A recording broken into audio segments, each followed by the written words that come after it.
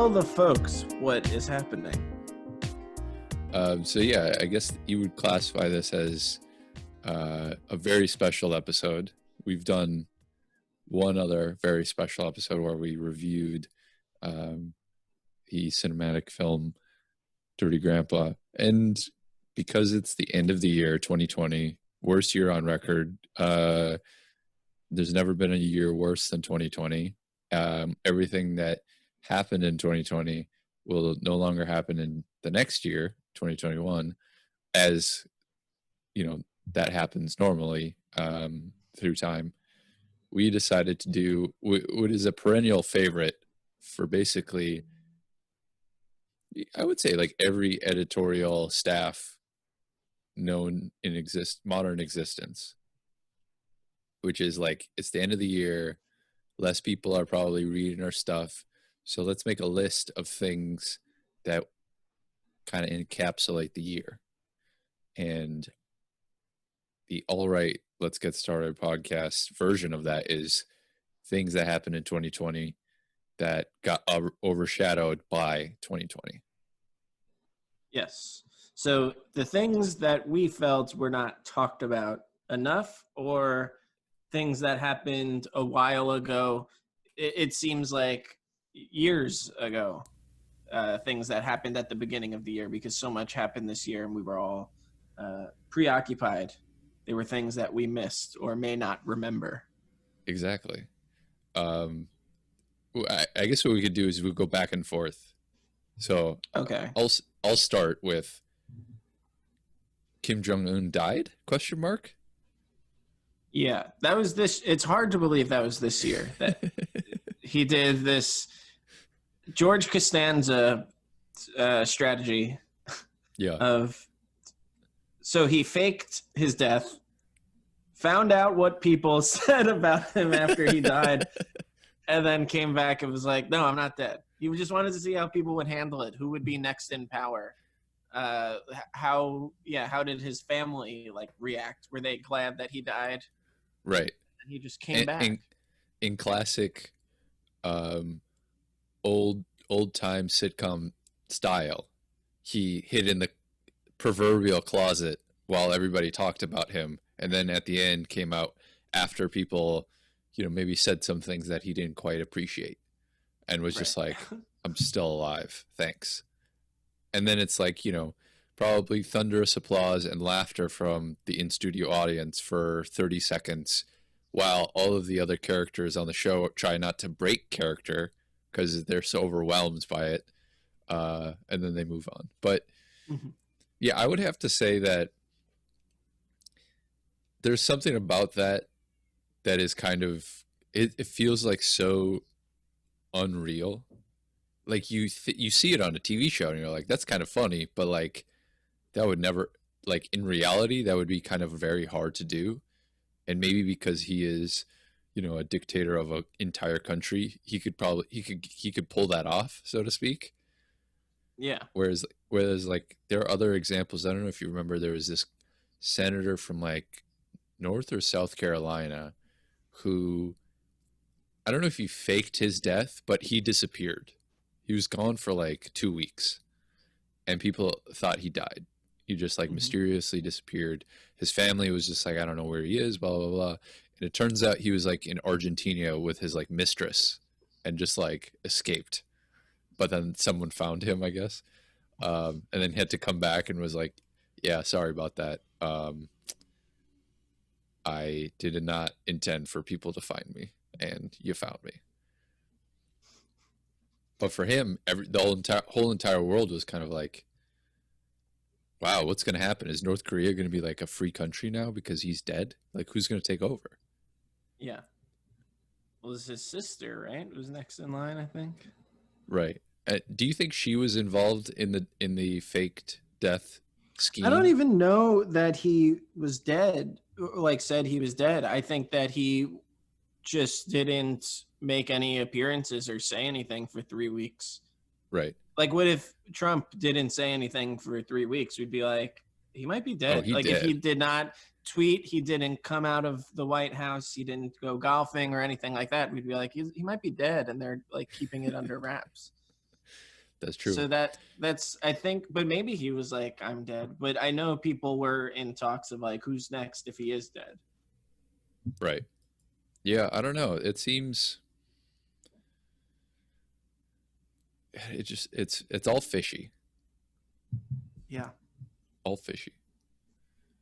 And speaking of the dead, not that we speak ill of the dead, but you go next.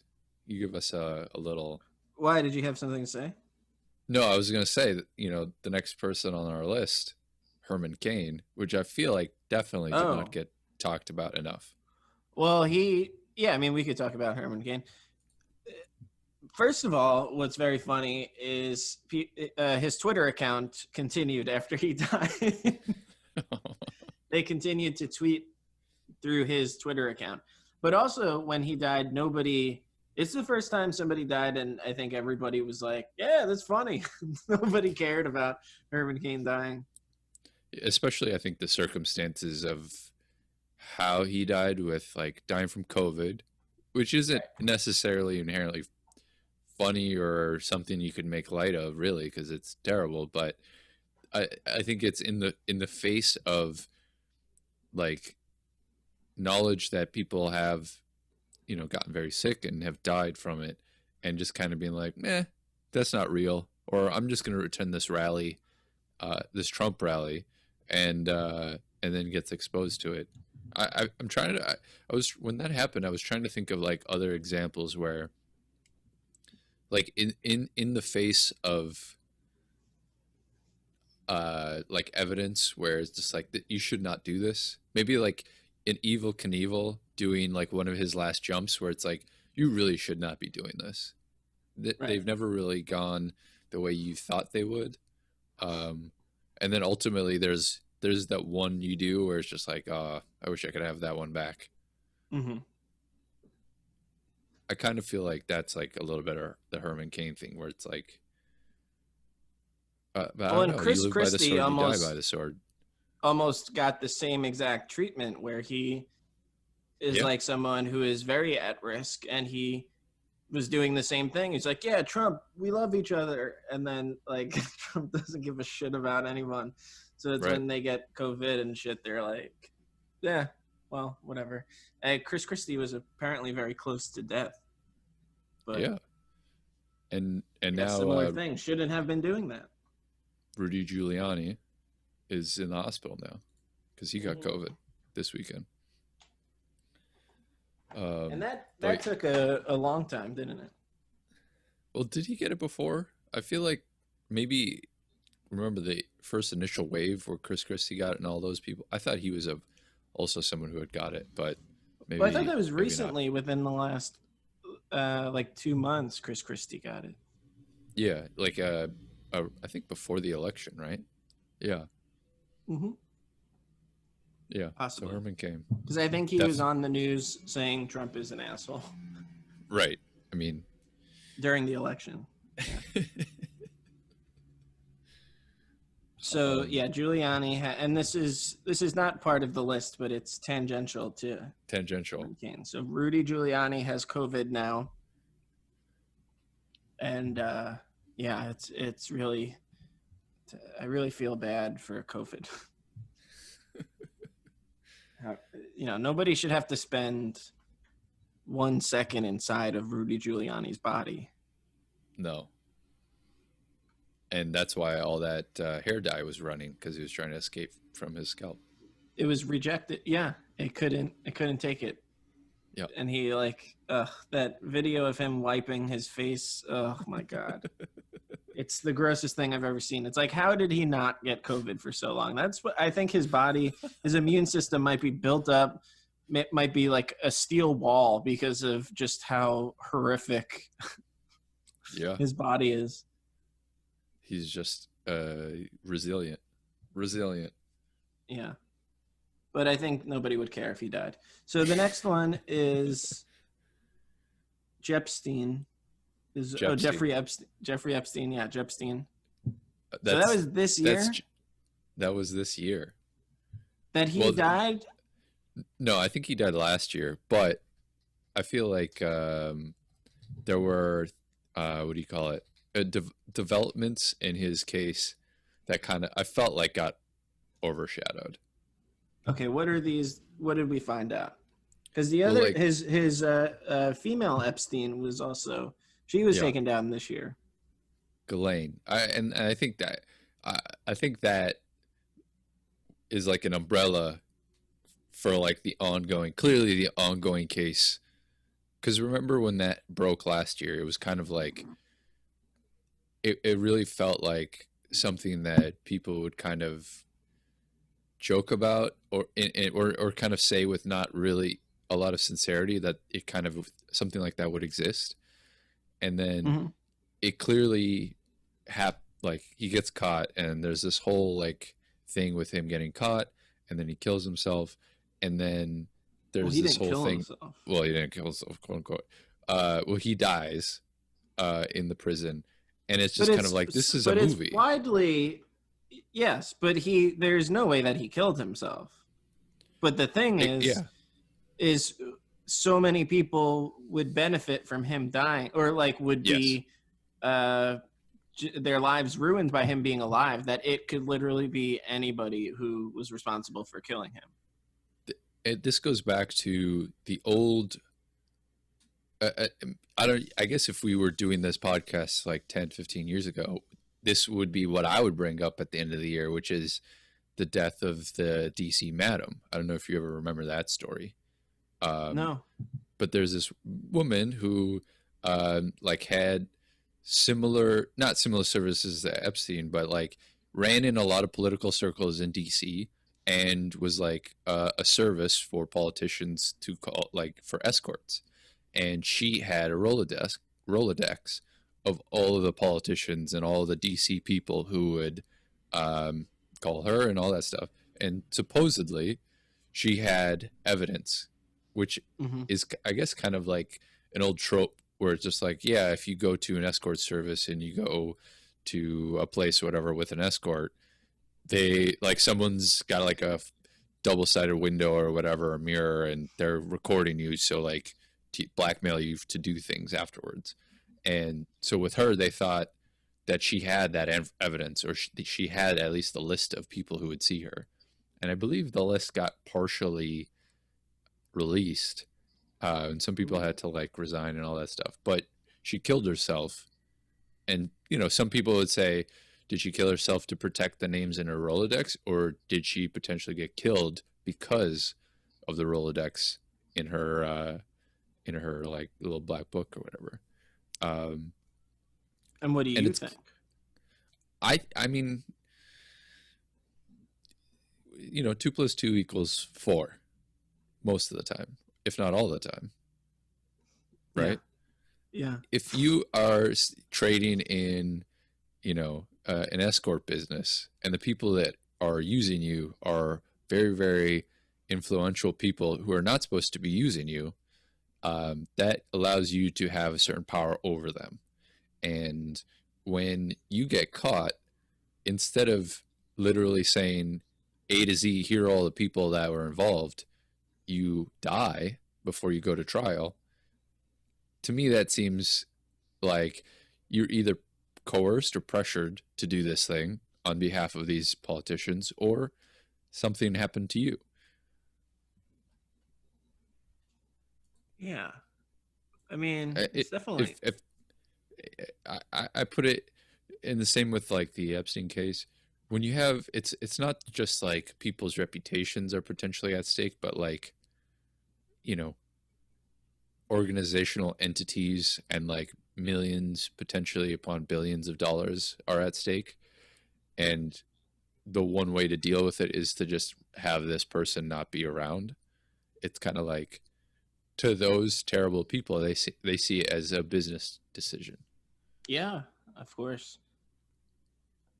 which is terrible. It's fascinating because it's like, I mean, there's a lot of things that shouldn't happen, but the fact that people like, isn't it crazy that people can, and I'll get this sentence out eventually, but that people can get away with murder, literally? Like, from watching all those shows, don't you feel like people get caught? Like, it's impossible. If you or I were to kill someone, we'd get caught. Right. but the Well, higher up, yeah, like you could cover maybe that. maybe the mistake that all of these people who get caught committing murders make is that they are not um, very, very, very, very, very rich to somewhat coerce people at some stage of the process. So whether you're very rich and you can be like, well, I can lean on the sheriff or lean on the forensic report or whatever and allow me to kind of like skate, Well, you you gotta know, hire that someone. If you're gonna kill someone, you have to hire someone, right? You right. can't do it yourself. You can't. Although, again, maybe the if you were going to do it, the way to do it would to be just do it before like 1995, Yes. because there's just no way for you. Like now, you go, you get into an accident on a street, they have traffic cams on the little, on the traffic lights, so they're everywhere around is recorded. So it's pretty hard to like not have evidence about something. But then you get into motive and all that stuff. I feel like you definitely have to remove yourself from the situation. You can't be involved. Right. You get That's a mistake. you get someone else. But then you got to have a lot of money because you want to make sure they buy their silence. Yeah. And then they can blackmail you. It's just like, stop doing crime. Everybody, if you don't do crime, you don't do time. That's the motto that I've always lived by. That's a good. And I don't want to do time. Yeah. Yeah. Time is all we have. So why would you want to do it? Right. So what's next? I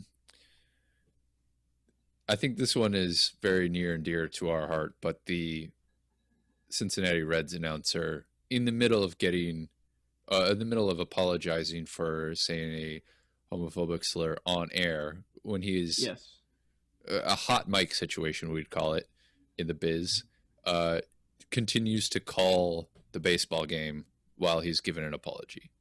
It's one of the wildest things that I've ever seen. Yeah. It's the closest thing to a real life sketch. And I know we've talked about it before, but I don't think it's appreciated enough for it's how wild. Insane it's it just, is. So bizarre that first of all, that they would make it like he's a terrible person and should be fired, which I think he is fired, right? But yeah, I think so. They made him, I guess, producers made him do an apology on air in the same broadcast that he did. And then somebody took over in like the 4th or 5th inning or something like that. They should have just gotten him out of there immediately, brought the other sportscaster in to call the rest of the game, and then had this guy deal with it on his own, not force him to do it on air. And nobody was like, okay, we're not going to first. And there's a bunch of people who are responsible for this. A, him for using the slur in the first place, but B, the producers for telling him to do that, and then the directors, camera operators, or whoever for cutting back to the game while he's apologizing. And then I don't know why, but he's like instinctual or whatever it is, his decision to then call a home run as he's apologizing for being a bigot and homophobe. So I'm going to be a little bit woke on this. We're going to kindly ask our audience to open their third eye and travel down this theory with me. But this happens a lot. The hot mic. I didn't know I was being recorded. I think that it's happening more and more. I think the Billy Bush Trump tape was kind of like a way that made it very like national and very big. But that has happened before. To me, the classic, the all-time, is the Bill O'Reilly "We'll Do It Live," right? It's not meant to be on air because it's a pre-tape recording, right? He's just doing, little prompts for parts of his show. Oh, but you mean the fact that was recorded and released? Yeah. Exactly. I mean, the nature of production is that, especially for live, I'm assuming for live broadcast production, is everything's running. All of the mics are running, the cameras are running. You're not, nothing is really ever being turned off. So what is being controlled, like you said, is in the truck, so to speak, in the director's booth, where they're switching between cameras and they're broadcasting this image live onto TV or live to tape or whatever. And so everything is on. So that has to, you have to then conceptualize what kind of person realizes that, right? That no matter what is happening right now, I have a microphone lapelled to my shirt and the cameras are running, that I can still act as if those aren't happening. That's one thing. Well, what also, the other thing is, oh yeah, sorry. Well, I didn't know there was a one and a.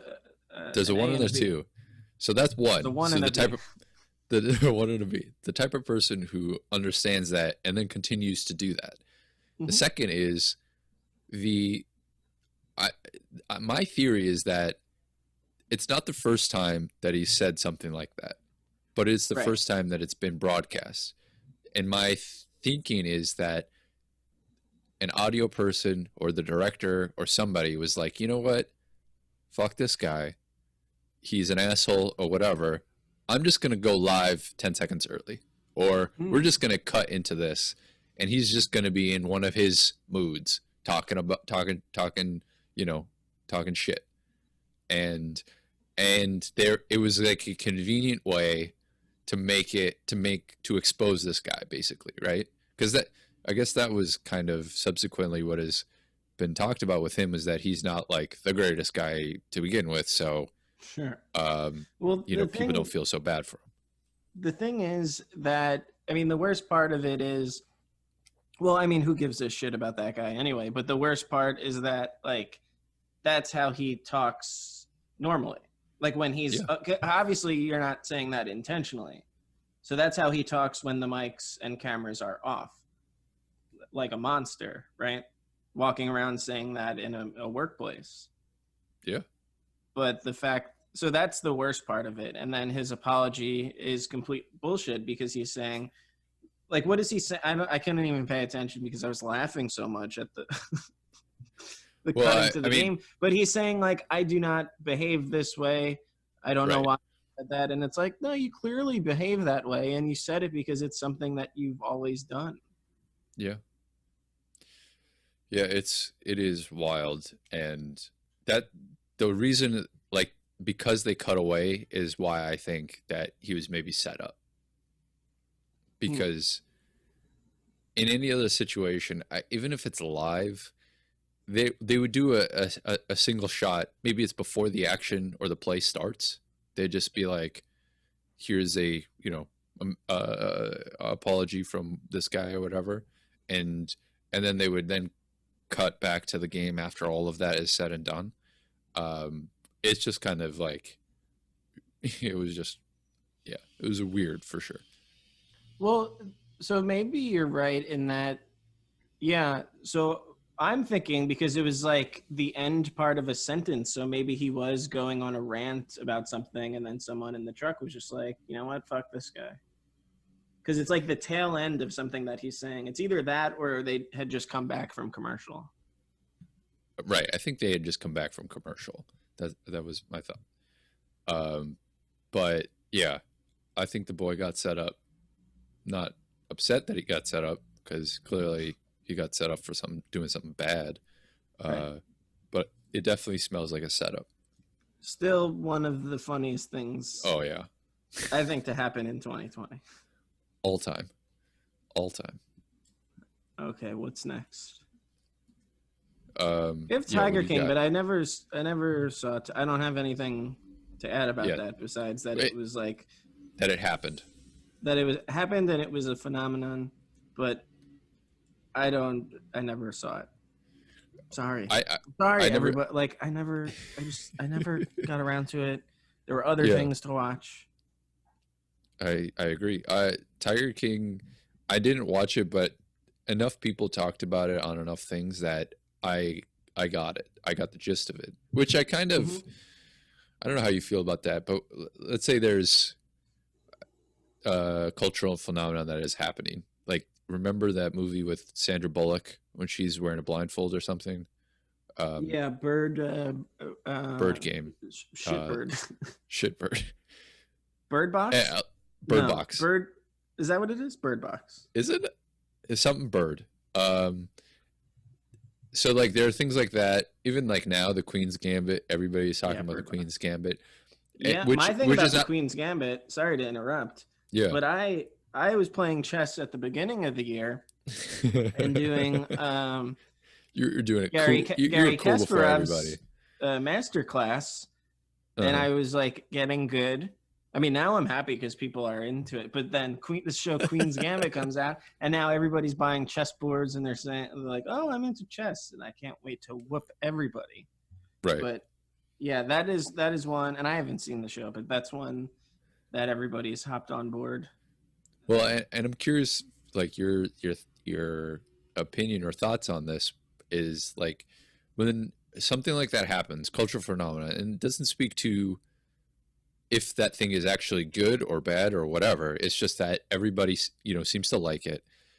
When the discussion about it happens, if I can kind of get the gist of it, and people's discussions about it isn't motivating me enough to just be like, I gotta see this, then I don't know, maybe it speaks to like maybe that it's not very good, or it's something that feels very um like hollow, because it's just there's this sense of like, yeah, if I can kind of get the gist of what this movie or show is about based on like, overhearing conversations at a coffee shop or whatever, is that good, or is that just kind of like, you know Hmm. the the run of the mill, the standard, the whatever? Like I'd Yeah. almost appreciate it, or I'd Well, does almost it be make you interested want more to? if Does it make people you want didn't to talk watch about it. it? No, I mean, So then that's if not a it's good thing.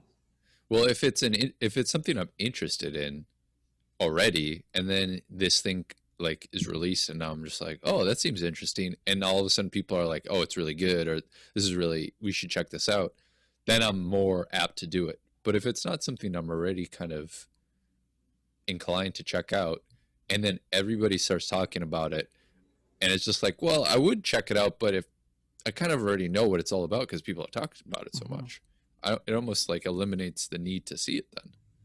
I'm sort of the opposite, where if everybody's talking about it, I'm probably not gonna watch it Yeah. because it's I mean, all hyped right. up and like I don't know. I don't like things that other people. I don't like being told what is good. Yeah, especially Well, when you're people doing said that chess in Undoing. People February. said Undoing was like a great, where there was like hype behind that, the HBO Yeah. miniseries, and it was like fine and watchable, but it's certainly not that interesting. So I have another theory about that, and we're gonna continue to have your third eye open. We'll continue to be woke about all of this stuff, but HBO has this thing of like having this sort of word of mouth type, you know, um, following with their shows, where it's like, oh, you got to watch Big Little Lies, or you got to watch this show, or you got to watch that show. All of them are on HBO, and I think before HBO Max, there was a sense that like if you paid for HBO, you kind of had to watch everything, because it's like, fuck, I'm paying how much for HBO every month Well, or I every think. year? Do you mean You know, before HBO before Go as well? exactly. Well, I Like think when you just HBO, had it as a package on, because everybody just shared it, an right, and HBO Go password. I feel like there I was think one it, password out there and everybody shares. right, I think it continued um, once the like online versions of HBO became like very popular. Mm-hmm. But I think that popularity with the online versions were all because there was such fervor about HBO shows of like, oh, I gotta find a way to watch this show. I gotta buy the DVDs, like all of this stuff. They Yeah. had built this like kind of brand, and I think it's great for them because everybody comes to watch their show. But I, I've watched plenty of HBO shows. There are a lot of garbage on that show, on that channel too, and it's harder to kind of discern because it's hard to see. Is like, is it bad, or is it just like, a not a great HBO show, which is still probably better than a lot of other shows. I don't Well, know. that's why you have to decide for yourself, and you can't let people tell. Because people said that Big Little Lies was bad, and I really liked it. Right. So I gave it a chance Yeah. anyway, and it turned because I heard mixed reviews on it. Some people liked it, some people didn't, and I was like, well, let me watch. This is fascinating, right? My process. I was like, well, let me watch it. So I sat down, I logged in, type, and then I selected it, and I started in season. No, but I Just did picked enjoy us. it. Yeah. Yeah. No, I think that is the best way, but I also feel like people get FOMO about like everybody's watching the show. I haven't watched it. I got to feel like a part of the conversation, or even just a part of like my friend group's discussions about it or whatever. And Mm-hmm. it kind of puts you in this place of like watching it and having to basically enjoy it, right? Because if your friends are talking about it a lot, you'd assume because they like it, that's why they're talking about it a lot. Yeah, and you don't want to be the person that's like, nah, I didn't like it. Right, And but you then know, if you really don't like it, then what are you going to do? Lie to them and be like, "I don't no, like I it"? say just don't talk about it. Well, one thing, and moves us to the next thing that got overshadowed that I feel like could use a lot of the strategy from HBO, which is Quibi. Remember that when that happened? Yeah, so they uh dropped what do you like released debuted. Yeah, dropped. They debuted. Let me get the thesaurus out and but yeah, so they did that at the worst possible time. First of all, it's the worst idea, right? It's like 10 to 15 minute shows or whatever, right? Content for your phone. Content for your phone. Nobody's watching anything on their phone. Like the commercials were all like people waiting in line for the bank or something, or waiting Right. at a restaurant to be for their name to be called. But it's like nobody does that. Nobody's watching like, oh, let me see what's on that new version of Punked. Let's see. Well, I It's think it was, to me, what seemed off about it was that I would actually disagree. I think a lot of people watch things on their phone. A lot of them are younger, but the but you're gonna people that pay. Are you gonna pay for it? And that, but that's no, the thing is, people look at Instagram, they watch TikToks, they don't but that's what I'm saying pay is that however much. the people who do watch that stuff are younger, but the content that Quibi was geared for were people who are not those people. They were older. There would be Mm-hmm. the people that they would want to pay money for these things. Which, if Quibi was like a whatever, like a streaming service kind of site like that, uh, and the people that it was geared towards, you know, had an opportunity to watch it, they might be more inclined. But it seems to be that people who are in the demographic of exclusively watching stuff on their phones are not interested in paid content like that, Right. Well, also, especially when it's old shows. yeah, why did they make it exclusively for the phone? I think that was the problem is like they could have abandoned that at any time, especially when the pandemic started. They could have said, well, we have all this content. They spend a ton of money. Let's just make an app for like Roku or something, and then people could throw it Right. up on their TVs, and people would do that. Like there were shows on there that I was like, oh, that's interesting. I would watch that. I mean, I wish they were longer because Well, oh, let your me phone watch a battery, narrative. Yeah, your they were phone looking battery would out die for you. before it's done. You know? But that's what they should have just made it available on a regular television instead of Yeah. just your phone. And then yes, the worst possible time of releasing when everybody's indoors and Right. Because I nobody's think on. initially that's what a lot of people were saying was that like viewership across the board was kind of down because like people aren't commuting and people are like, oh, but people are at home. It's like, yeah, but if people are home, not everybody's just like sitting and watching TV or like listening to podcasts or music or whatever. They're just at home. And I think Quibi, yeah, I don't know. My prediction is that Quibi will not be the last of its kind. There will definitely be other versions of that because Well, there are there were too ones many before like, that. Remember Go oh 90? yeah, Go 90 was one that was meant for your phone, right? Go 90, CISO. There's so many CISO. Well, CISO other was ones. good. I don't know why CISO went under, but Probably there for were the some. same reason. Who the fuck's watching it? I watched it. There were some good shows on there, Really But good. You they're got bajillion-dollar properties. You got Shrink, and to well, me, that might be it. explain to me what the difference between any of these like Quibi and CISO and Go 90 shows. What's the difference between having it there and having it on YouTube? Right. There's no 100%. difference. I mean, it's just that those shows, the people who are making those shows made deals with those services. And it's Exactly. like, I guess they pay more because they're new and it's like exciting. Yeah. You talk a big game. Like at the Del Close Marathon that 1 year, CISO basically sponsored the whole marathon and really, really pushed like people subscribing for their service. And it's like, we're all comedy folks. We're not like, we don't need to, we're not going to do that. You're marketing to the wrong people. And that's who it was. They were marketing towards a very specific comedy fan, very indie sort of. I mean, I think that's the problem. I don't know. Yeah. But I certainly shared somebody's password. So I didn't buy that. Quibi will definitely happen again because there are too many rich tech people who are like, how do we do what already exists, but I make money, you know, and not like YouTube makes money or Facebook, but like me personally, how do I do the same thing, but like I make the money? But people have Netflix on their phone. Like Netflix is becoming like Amazon, right? Except they seem to be good, like good people towards their creators. Like that whole Chappelle thing is like pretty cool that they were, you know.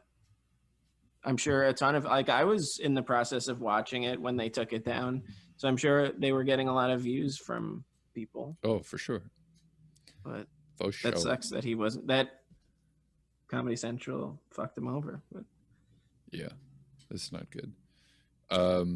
The next thing we can wrap on this, and maybe it's apropos because it's about to be the same time soon as COVID spikes, but Governor Cuomo nipple rings definitely did not get enough play. I never noticed this. But I did know because I never watched them, but which he's winning an Emmy for those of course, by the way. But I noticed his like tight polos. Let me look up these nipple rings. Yeah, Governor Cuomo definitely has the market cornered when it comes to governors wearing like schmediums and kind of being like, yeah, maybe I work out, maybe I don't, but you know, don't test me. Well, he's definitely got weird nipples. I'm looking. He's got the rings, bro. Stay woke. Continue to keep your third eye open. But to me, it is just this thing where Cuomo, he like embodies this sense of like authority, right?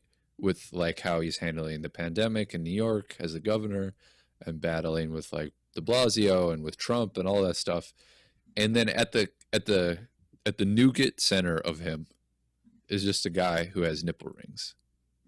You know what but it looks like oddly shaped. It's either nipple rings, but I'm thinking, and this might be weirder, I'm thinking he put like, you know what runners when they put tape on their nipples? Oh, yeah. I'm thinking he did that because his nipples are chafing from the polo shirt. But it's like, why are you wearing the polo shirts then? It has to be something like that. If you have nipple rings, you would take them out, right? If you're wearing like a white polo. Disagree. I don't know. Because if you're a nipple ring person, you're a nipple ring person. There's just no going backwards on that. I don't have nipple rings. I've seen plenty of nipple rings on people. To me, they never seemed like something where it's just like, you know what? It is not like the Mad Men tie you take off when you get home. It's not something that you can kind of like put on and take off at will. It's something that they don't have like a hat rack for their nipple rings. Nipple rings. No, I don't think so. Walk in there, like, tough day. Oh, dude, sweetie, how's your day? He's like, oh, you know, dealing with the COVID and answering questions at the press conference. I'm so ready to go for a motorcycle ride this evening, honey. But he's also single. let's remind us that he's a single guy. So again, nipple rings. He's just getting back out there. That's all. Hmm. My only thing with him is that he's definitely going to have aspirations to run for president at some point, and I am. You can guarantee that I will be at the forefront of the discussion of Cuomo having nipple rings when he is president. That is a guarantee. Yeah. Odd. Definitely very odd. Because there's something going on there. That's not Absolutely. skin on cloth. There's something in between. There's something Some people be like, intersecting. oh, he's like, he's got a hairy chest or whatever. Excuse me. I know the difference between nipple rings and So a you hairy think chest. it's like very thick nipple hair that's pushing up against No, that's, I think, what some people sure. would contend. And I would disagree with them. I Why think, doesn't he wear an undershirt? again, this is, central to the mentality of this person. I want to ask him if they did like a town hall or some sort of Q&A at I'm like sure somebody has. the Y that you can go to. Be like, yeah, what's the deal with your nipple rings? Oh, I thought for a second you're like, oh, I should just go to the YMCA and after he's done swimming and catch and him. just be like, catch him in the locker room and be like, hey, Cuomo. And he turns around and then you're like, I thought so, bro. What? What? What do you want? Just drying my chest hair off. Yeah. Cuomo nipples. That's, I think, everything that got overshadowed. Well, I also put Black Lives Matter protest because, seems like some of that got a little bit overshadowed. It is kind of amazing, and maybe this whole episode is a like a discussion of this, but we've continually had short-term memory, like, of events that happen. And I'm sure because of the influx of information that everybody gets every single day, it's just like, oh yeah, that did happen. And then everything feels like 5 years ago. But that to me, that is the one thing that seems to be potentially like momentum killing for any of these kind of things, is that, yeah, you have a very specific thing that happens that kind of galvanizes the entire world, basically. And within like 2 months, we're just kind of like, Trump got COVID. How crazy is that? He's like standing at the on the balcony and he's like taking his mask off, and it's just like, do we all have like holes in our brain? Like, what is going on? I don't know. It feels like this much never happened, like on a daily basis. I think it's with him, it's the news coverage, because you shouldn't know what the president is doing every single day. Like Obama checked in like maybe once a week, but we didn't hear about it because who gave a shit about the news? So we heard about like when he interrupted like The Bachelor or something to be like, we killed Osama bin Laden. It's like, oh, cool, man. And then like that was Thanks, really it, just like the occasional check-in. And you didn't think when you woke up every day, you weren't like, oh, God, what is Obama doing today? Right. I think there were definitely Republicans who felt that way because they would watch Fox and that's what Fox would cover. Whereas like when Trump became president, the inverse happened. But also like they also continue to talk about Trump and how great he was, I guess. But yeah, it definitely feels like we're in a weirder place, obviously because of the events of 2020, but and how we kind of look at it and how we kind of understand all that stuff. It just feels like, yeah, everything is just kind of running out of our ears, just melting. Yeah, I mean, let's hope things get better. Let's hope for a slow 2020 because we can really use that. We want a vaccine quickly. 2021, you mean? Yeah, 2021. Sorry. Right. Let's do 2020 over Let's again. let's The repeat. best year of my life.